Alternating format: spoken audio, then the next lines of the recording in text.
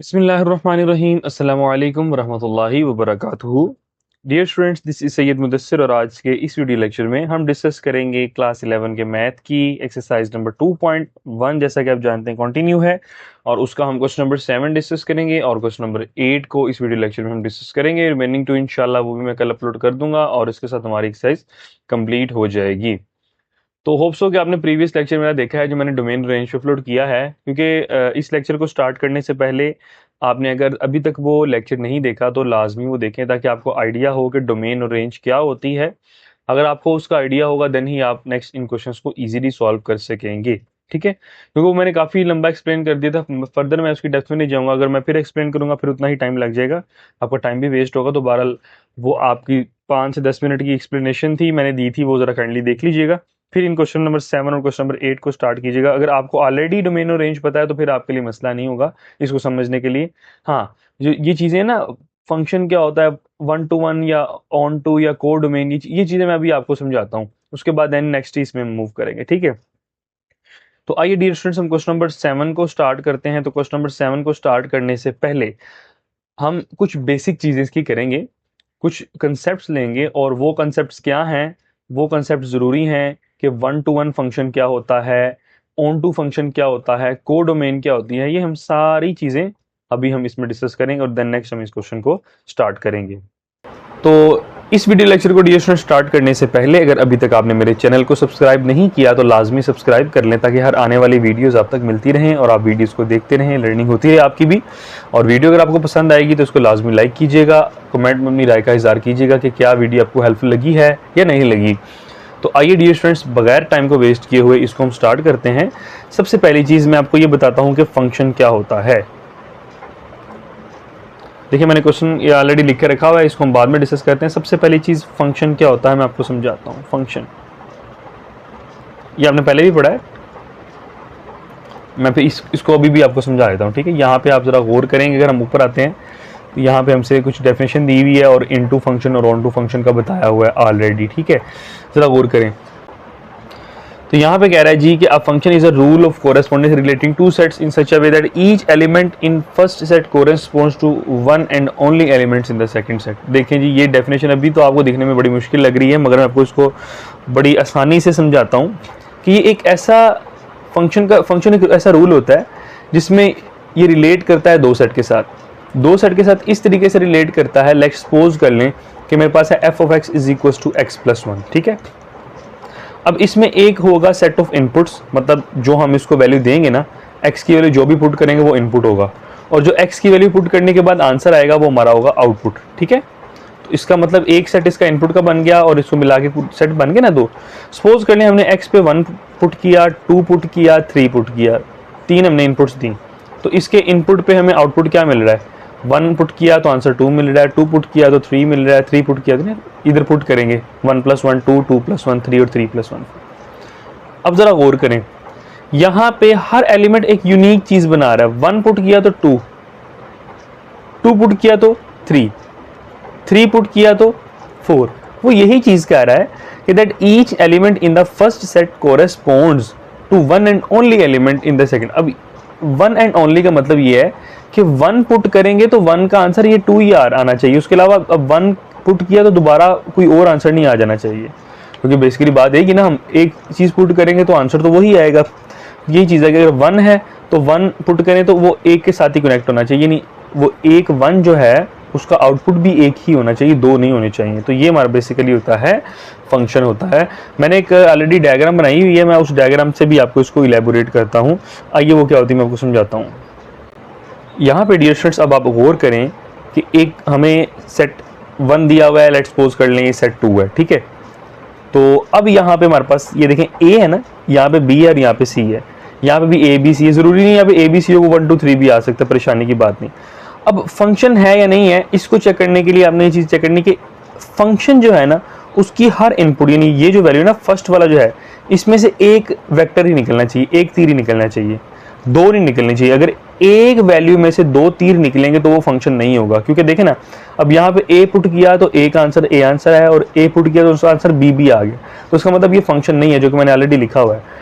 In simple words, कि function होने के लिए ज़रूरी है कि फंक्शन की एक वैल्यू के लिए वो एक यूनिक एलिमेंट प्रोड्यूस करे, वो आउटपुट जो प्रोड्यूस करे वो एक यूनिक ही होना चाहिए। मतलब ए पुट करके ना आंसर ए आए या तो आंसर ए आए या बी आए, दोनों नहीं आ सकते, ठीक है। तो यही फंक्शन की डेफिनेशन है कि वो एक यूनिक एलिमेंट बनाता है, एक यूनिक एलिमेंट का सेट बनाता है। ए पुट किया तो ए आएगा, सी पुट किया तो बी आ गया, बी पुट किया तो सी आ गया। बेसिकली मैंने ये बना के रखी ताकि आपको इजीली मैं इलेबोरेट कर सकूं। तो ये था बेसिकली हमारे पास फंक्शन क्या होते हैं। और देन नेक्स्ट मैं आपको बताता हूँ कि ऑन टू फंक्शन या इनटू फंक्शन किसे कहते हैं। अब ये बेसिकली था फंक्शन, और आगे हमारे पास नेक्स्ट आते हैं ऑन टू फंक्शन और इनटू। अभी देखें ना, ये चीज़ मैंने आपको पहले भी बताई कि इनपुट प्रोवाइड करते हैं फंक्शन को और एक आउटपुट आता है। ये चीज़ें मैं फर्दर आपको पहले भी बता चुका हूँ, मजीद आपको नहीं बता रहा। ये आप इसी ग्राफिकल एक्सप्लेनेशन समझ लें। फर्स्ट वाले में देखें, वो कह रहा है जी this is a function.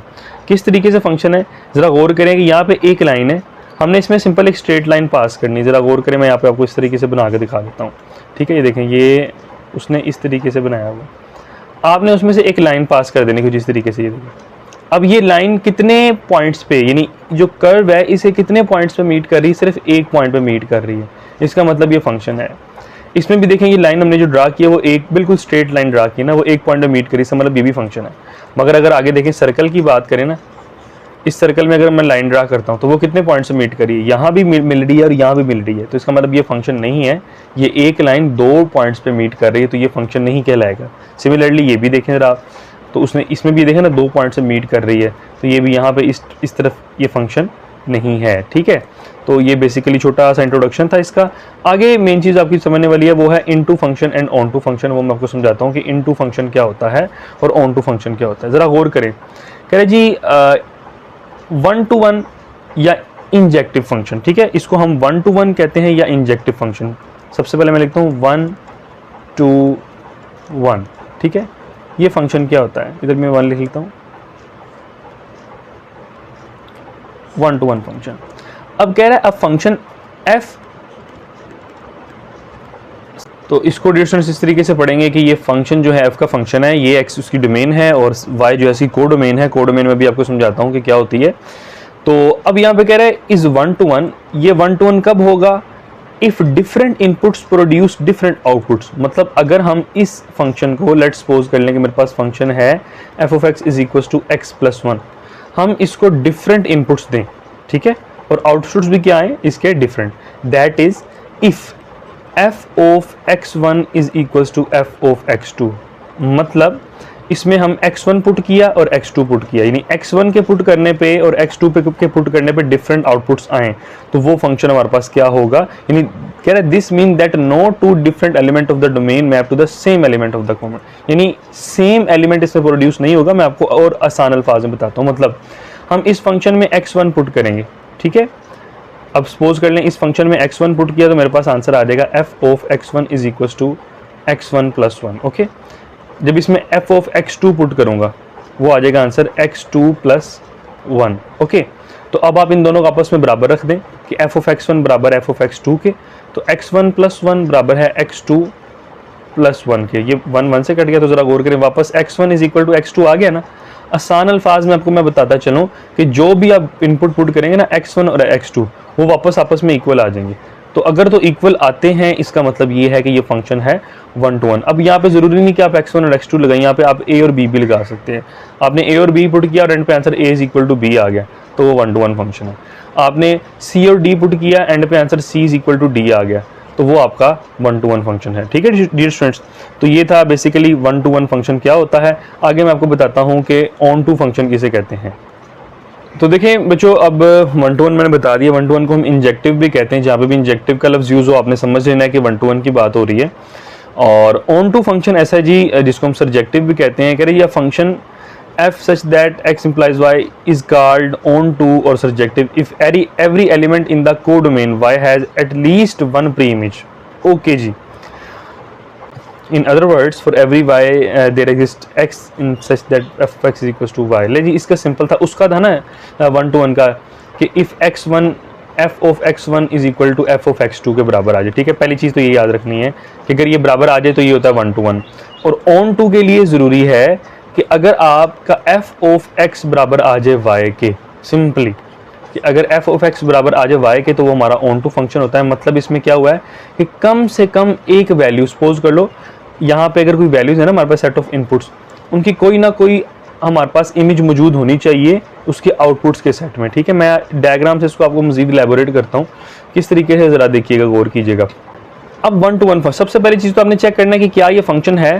Function check करने के लिए जो फर्स्ट वाला ओवल है इसमें चेक करें कि क्या एक ही रे निकल रही है, बिल्कुल एक ही रे निकल रही है, और क्या ये हर रे जो है किसी यूनिक के साथ कनेक्ट है, बिल्कुल कनेक्ट है ना, इसका मतलब ये फंक्शन तो है। और फंक्शन कब नहीं होगा, अब जरा गौर करें, ये दो वैल्यूज सेम रिजल्ट प्रोड्यूस कर रही हैं, यानी ए भी ए प्रोड्यूस कर रहा है, बी भी, इसका मतलब ये 1 to 1 नहीं है। ठीक है, तो ये एक सिंगल एलिमेंट एक सिंगल ही यूनिक रिजल्ट प्रोड्यूस करेगा, तो वो हमारा 1 to 1 होगा। मैं मजीद इसकी डेप्थ में नहीं जा रहा, बस आप इसको इस तरीके से जरा समझ लीजिएगा ताकि आपको अच्छे से क्लियर हो जाए। और ऑन टू या सब्जेक्टिव्स में होता है कि हर एलिमेंट का एक यूनिक होता है। फॉर एग्जांपल ए की इमेज ए बन रही है, बी की इमेज बी बन रही है, सी की इमेज सी बन रही है, तो ये भी वही चीज़ है कि अगर एक से ज़्यादा इमेजेस बन रही हो तो वो हमारे पास है ऑन टू या सब्जेक्टिव फंक्शन नहीं होगा। तो बहरहाल ये था बेसिकली हमारा इसका इंट्रोडक्शन छोटा सा।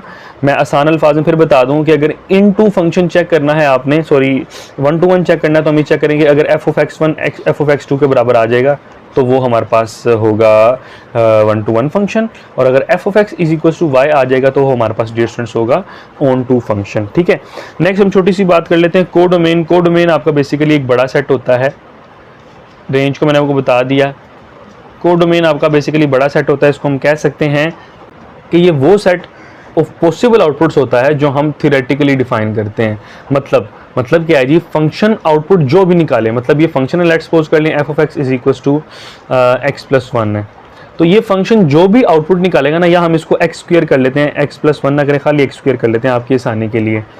तो अब ये एक्स स्क्वायर जो भी आउटपुट निकालेगा वो इस सेट के अंदर होना चाहिए, मतलब कोडोमेन के अंदर होना चाहिए, लाइक। ठीक है, तो इसको मैं इस तरह भी कह सकता हूं कि range is a subset of codomain. ठीक है, ये बेसिकली कोडोमेन बड़ा सेट होता है और रेंज जो है आपका उसका सबसेट होता है, तो ये भी पॉसिबल आउटपुट्स ही उसकी होती है। ठीक है, तो आइए डियर स्टूडेंट्स अब हम क्वेश्चन को स्टार्ट करते हैं।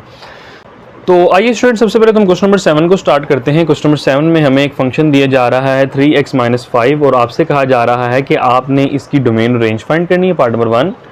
पार्ट नंबर 2 में आपसे कहा जा रहा है कि क्या ये फंक्शन 1 to 1 है, और अगर 1 to 1 है तो क्यों है, जस्टिफाई करना है आपने इस चीज़ को।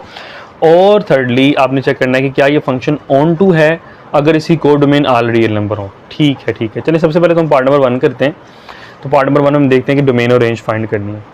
सबसे पहले तो जी पार्ट नंबर 1 है, उसमें फंक्शन दिया हुआ है f of x is equal to 3x - 5। आप गौर करें, मैंने कल भी आपको बताया था कि बिल्कुल सिंपल फंक्शन लिखा हुआ है ना, ये तो अनडिफाइंड हो सकता है। अनडिफाइंड क्यों नहीं हो सकता, क्योंकि इसके अंदर फ्रैक्शन नहीं है, डिनोमिनेटर नहीं है। ठीक है, डिनोमिनेटर भी नहीं है, स्क्वायर रूट भी नहीं है, इसका मतलब ये फंक्शन अनडिफाइंड कभी भी नहीं हो सकता, किसी भी वैल्यू पे नहीं हो सकता। इसका मतलब इसकी जो डोमेन होगी,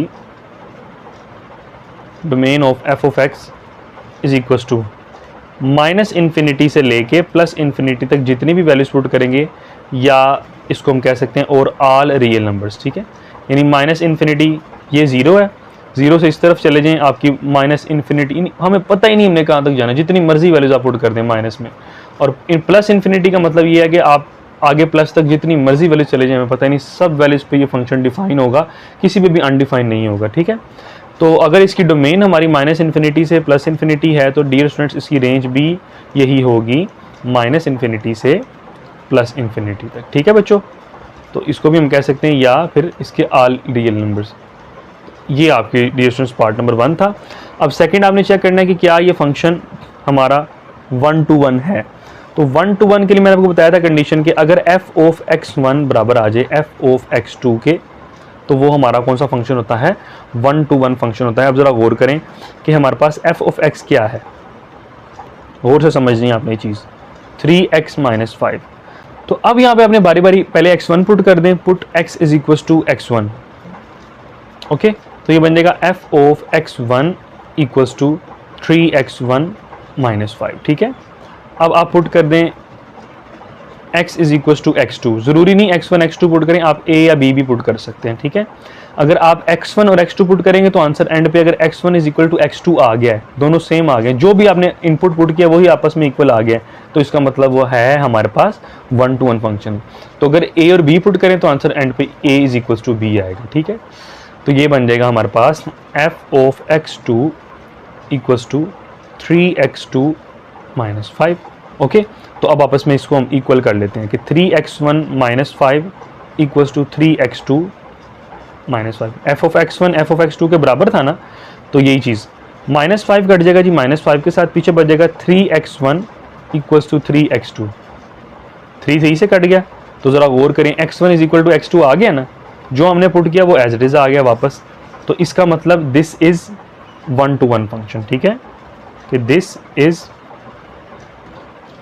1-to-1 फंक्शन, ठीक है। ये डियर स्टूडेंट्स हमारे पास पार्ट नंबर 2 हो गया। तो उसके बाद हम चेक करते हैं पार्ट नंबर 3 में हमसे क्या कहा जा रहा है कि if the function f onto, क्या ये ऑन टू फंक्शन है? इफ द को इसकी अगर कोडोमेन सारे रियल नंबर हम देते हैं तो क्या ये फंक्शन ऑन टू होगा या नहीं होगा? तो ऑन टू के लिए मैंने आपको बताया था, थर्ड वन, ऑन टू के लिए कंडीशन ये थी, for onto we have to prove, हमें ये चीज़ प्रूव करनी है that f of x should be equals to y, कि एफ ऑफ एक्स आपका वाई के इक्वल आना चाहिए। अब पहले तो हम वाई निकालते हैं ना, ज़रा गौर करें कि एफ ऑफ एक्स हमारे पास किसके बराबर है? अभी हमने किया है ना ऊपर, एफ ऑफ एक्स जो हमारे पास गिवन दिया है वो है 3x माइनस 5 के बराबर है, ठीक है। इसको आप कोई नंबर अभी के लिए 1 कह लें। उसके बाद डियर स्टूडेंट्स हम लेट करते हैं कि y जो है वो बराबर होता है एफ ऑफ एक्स के, हमेशा आपने ये चीज़ याद रखनी है, ठीक है। और एफ ऑफ एक्स हमारे पास 3x माइनस 5 है, y हमेशा एफ ऑफ एक्स के बराबर होता है, ये आप याद रखिएगा। तो इसका मतलब इसको लिख सकता हूँ कि y is equals to 3x minus 5।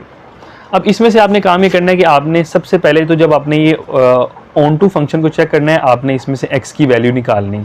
तो x की वैल्यू निकालने के लिए 5 इधर आ जाएगा, ये बनेगा y plus 5 is equals to 3x, ये बनेगा y plus 5 divided by 3 equals to x। इसका मतलब ये होगा x is equals to y plus 5 divided by 3। x की वैल्यू आ गई है ना। अब हमने ये चीज़ प्रूव करनी है, हम इसको पुट करते हैं, put x is equals to y plus 5/3 in equation number 1, ठीक है। मैंने ऊपर आपको बताया था ना ये नंबर 1 जो हमने फंक्शन को लेट कर लिए थे, इसमें पुट कर लें, मतलब इस एफ ऑफ एक्स में पुट करेंगे और अगर आंसर हमारा y के इक्वल आ जाता है तो इसका मतलब ये ऑन टू फंक्शन है। तो एफ ऑफ एक्स किसके बराबर था बच्चों? वो बराबर था 3x माइनस 5 के। अब आप इस x की जगह पे पुट कर दें y प्लस 5 को, y प्लस 5/3 को, ये भी बन जाएगा 3 into y plus 5 divided by 3 और माइनस 5।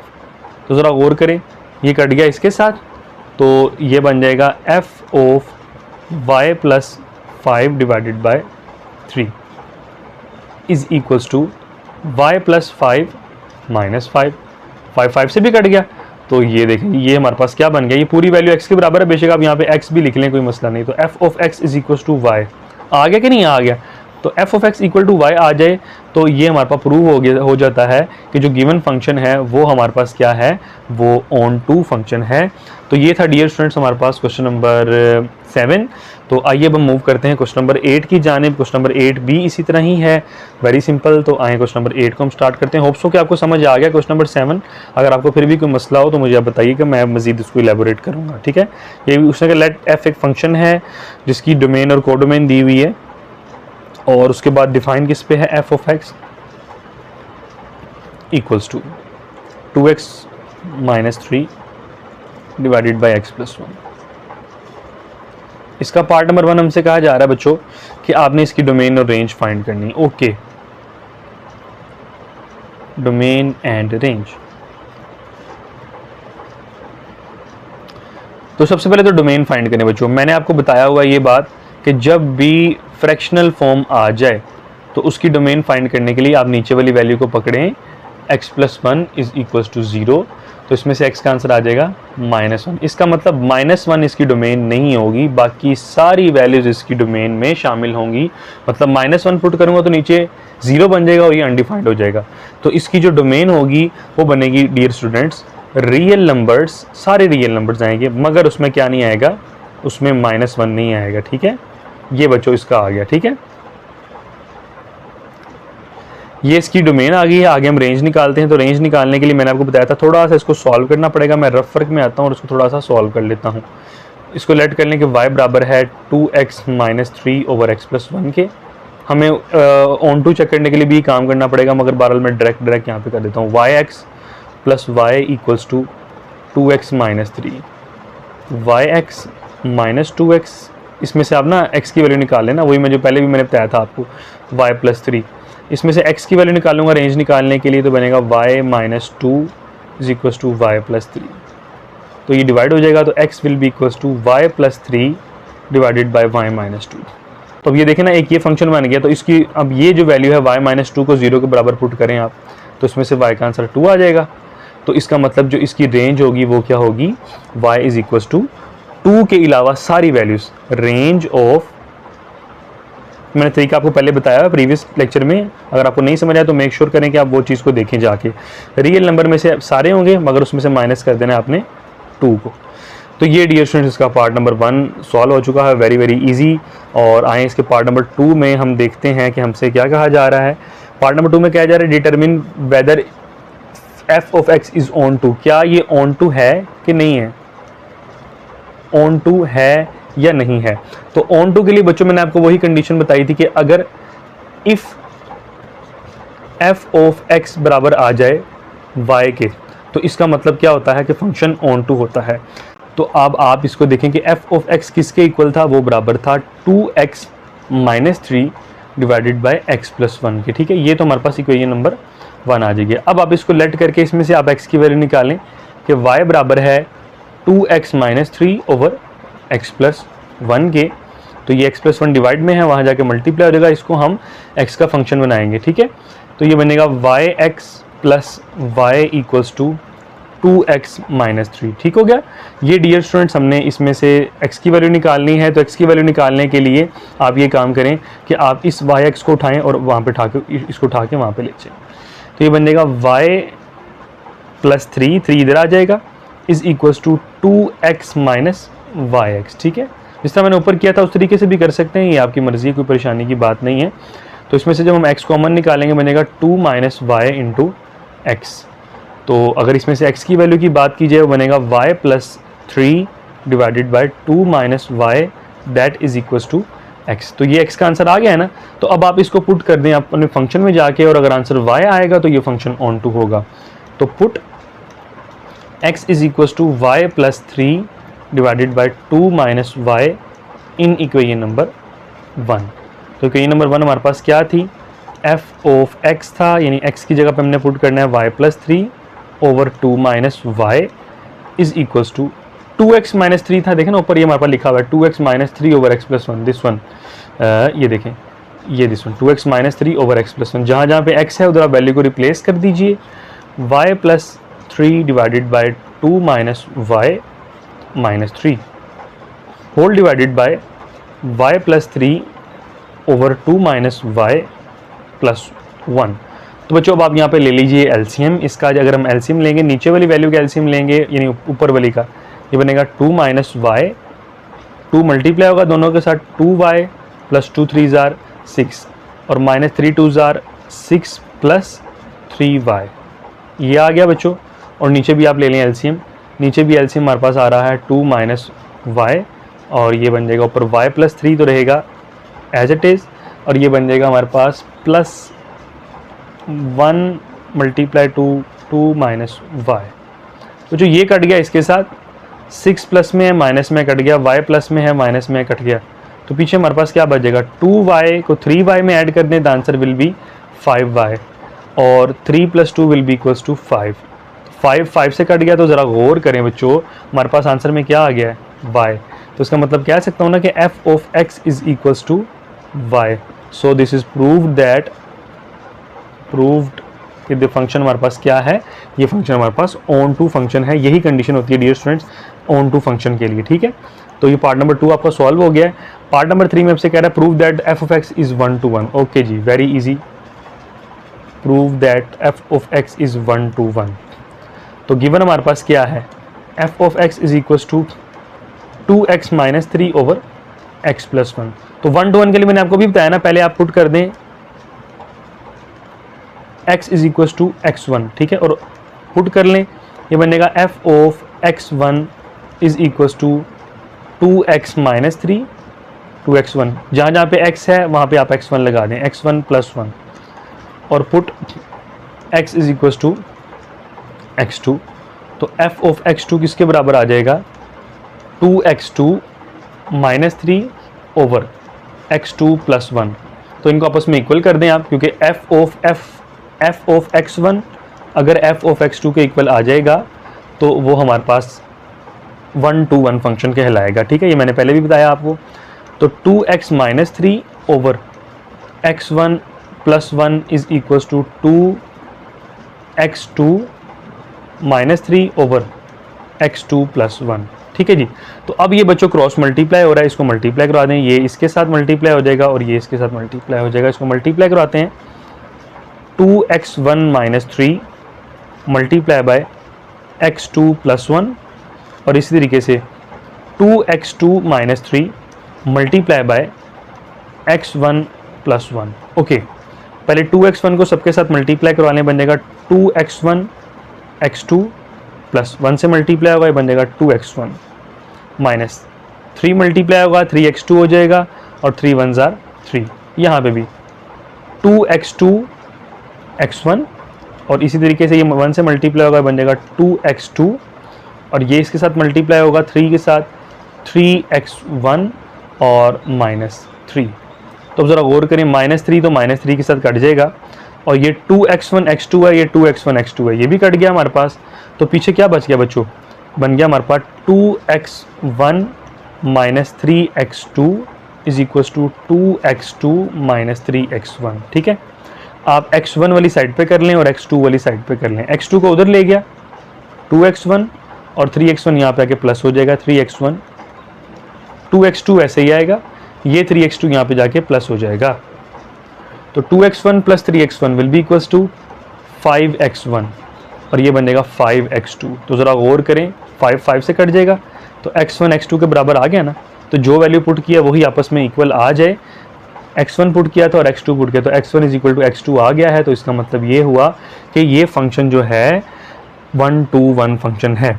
तो उम्मीद है कि आपको डियर स्टूडेंट्स आज का लेक्चर भी समझ आया है। अगर आपको फिर भी कोई किसी किस्म का सवाल हो, कोई चीज़ समझ ना आई हो, मुझे बिल्कुल आप कमेंट सेक्शन में बताइएगा कि आपको वीडियो लेक्चर कैसा लगा है। अगर कोई मसला हो बताइएगा, मैं उसको ज़रूर हल करूँगा। तो वीडियो अगर आपको अच्छी लगी है तो उसको लाजमी लाइक कीजिएगा और चैनल को लाजमी सब्सक्राइब करें और दोस्तों के साथ वीडियो को लाजमी शेयर कीजिएगा। तब तक के लिए मुझे इजाज़त दीजिए, अपना ख्याल रखिएगा। अस्सलामु अलैकुम वरहमतुल्लाहि वबरकातुहू।